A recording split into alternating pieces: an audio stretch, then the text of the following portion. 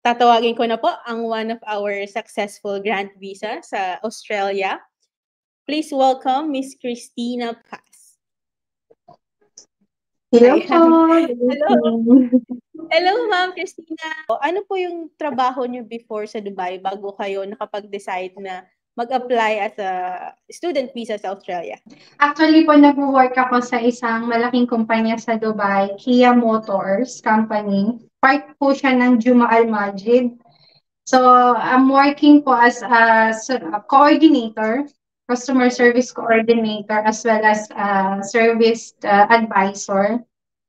And ayun po, sanay po ako sa office work. 8 years po. Ano naging dahilan kung bakit ka nag-decide na mag-apply as a student visa sa Australia? Well, actually po kasi sa Dubai, trabaho, bahay, spiritual, then padala. Which is, ang naiipon ko lang is resibo. At hindi pa ako sigurado na mape-permanent kasi as in wala. So, yun po yung nag-sink in sa utak ko na tumatagal ako sa Dubai nang walang nangyayari. Maybe at the end, kasi marami po akong nakita na 10, 15, 20 years. At the end, umuwi lang din po sila sa Pilipinas. So, naisip ko po na kung halimbawa pumunta ako ng Australia, may chance po na maging permanent residence ako. Kaya yun po yung naging kaisipan ko or naging natin sa puso ko na gusto kong pumunta ng Australia. Okay. So actually maraming makaka-relate sa'yo, no, ma'am, lalo na sa mga OFW natin na sa iba't ibang bansa. Kasi, di ba, kumbaga parang babalik ka din sa Philippines, ika nga nila. Paano niyo naman po nalaman yung Visa Center International? Talagang nagsisearch ako online kung ano yung mga agency na talagang nakakapagpaalis ng mga student visa dito sa Australia. Then, marami po akong nakita, maraming tumawag sa akin, maraming feedback akong pinanood. And isa sa nakakuha o nakapukaw ng puso at isip ko, ang attention ko is yung Visa Center. And then, nag-research ako kung sino yung mga nakaalis, kung at totoo ba talaga to. Kasi marami po talagang, dumating na rin po kasi ako sa point na na-scam. Okay. Yes, opo. But I still keep searching po. Then nung nakita ko yung Visa Center, sabi ko, I think ito na yung mag-stick ako na dito na i-process yung documents ko. Kamusta ka naman na ngayon dyan sa Australia? Yes po. At first po, talagang sobrang kinakabahan ako nung pagka-landing ko pa lang dito sa Australia. Nung nag-landing po pala ako, it was like 17 degrees. Sobrang lamig. Nung umalis po sa Dubai, like 45 degrees. Tapos yung humidity, sobra pa po. Kaya nung lumapag ako po dito sa Australia, sobrang lamig. Buti na lang po marami akong baon na jacket.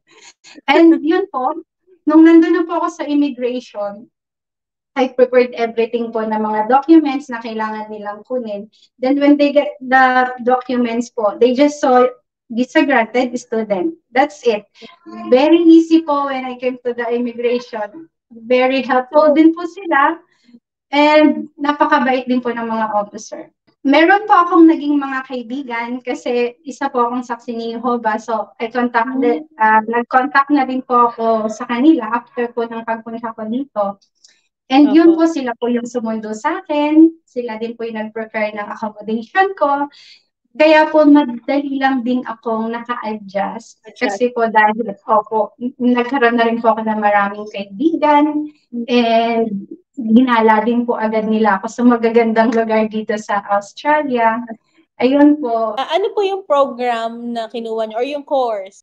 Naging work ko po kasi is the office. So, yung work ko, kinonect din po dun sa course na kinuha ko, which is Advanced Diploma Leadership Management, like that po. And yun po. Then, nung nagpunta po ako sa school, sabi ko, sana maging okay. Sana ma-approach nila ako ng maayos. Then, Pagpunta ko po doon, ang bumungad sa akin, puro Pilipino. Sabi ko, ay, mga Pilipino, even the receptionist po, Pilipina din.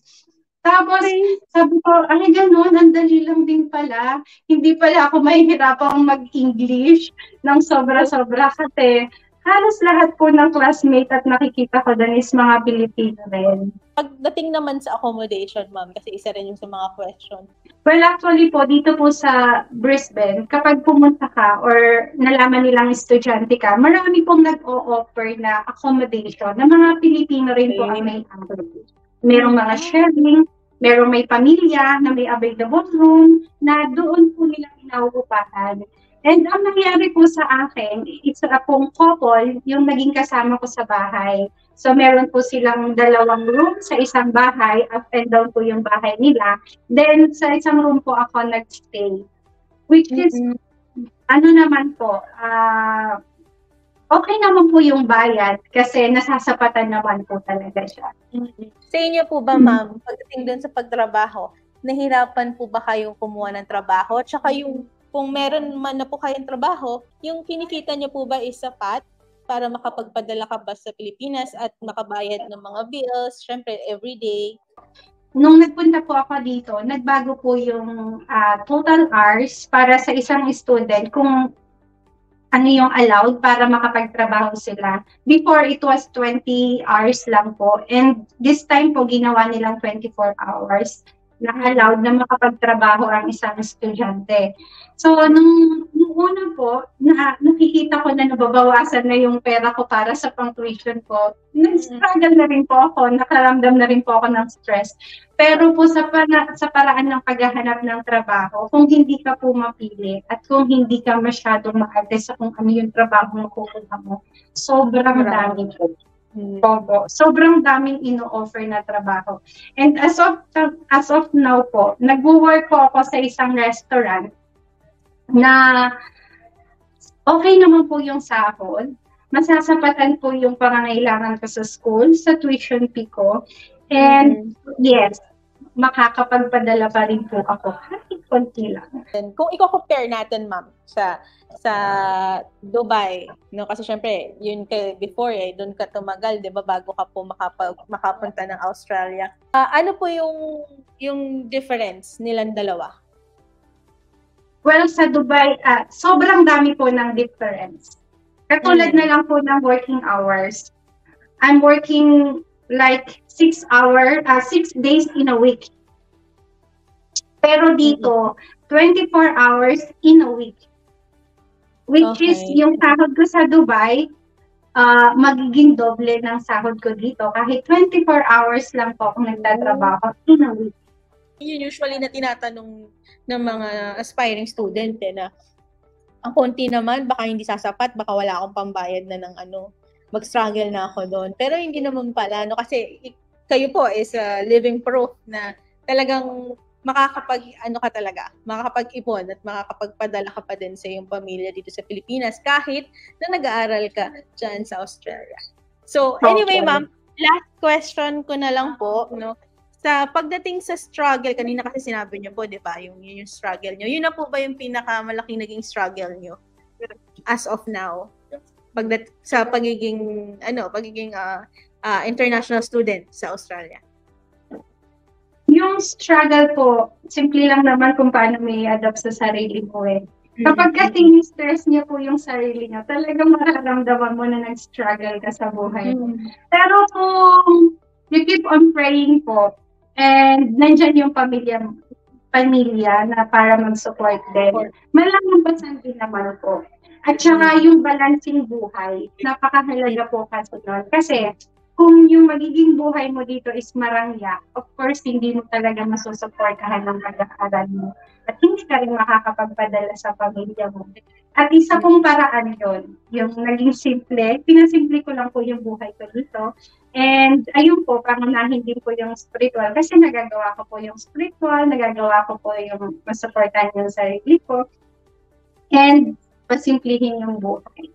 Yung po yung napakagandang bagay na kailangan gawin ng mga estudyante para po maging okay yung kanilang buhay dito. Anyway, congratulations Christina. I'm so happy na nakakataba din naman ng puso, 'di ba, na talagang meron talagang successful na international student sa Australia kasi marami din kasing lumalabas, 'di ba, ng mga sinasabi na ang hirap sa Australia, ang hirap ng accommodation, ang hirap ng work. Siguro kaya nila nasasabi 'yon kasi wala pa sila doon. Kasi nagfo-focus lang sila sa Kasi po katulad ko, nag-work po ako sa as in nakaupo lang, computer, telephone calls. Pero nung napunta po ako dito, nakaramdam din po ako ng konting hirap. Kasi nagtatrabaho na ako ng nakatayo, nagtatrabaho na ako sa may mainit na lugar. Pero in-accept ko po sa sarili ko yon kasi yung hirap na yon is doble sa kinikita ko doon. Hingi lang ako ng konting message, of course, sa ating mga aspiring na mga estudyante na gusto talagang pumunta ng Australia kasi syempre gusto din natin bigyan sila ng parang inspirational na message, lalo na syempre sa mga nagdadalawang isip na baka mahirapan ako dyan, ganyan. So kayo ma'am, manghingi lang kami ng konting mensahe para sa mga ating estudyante.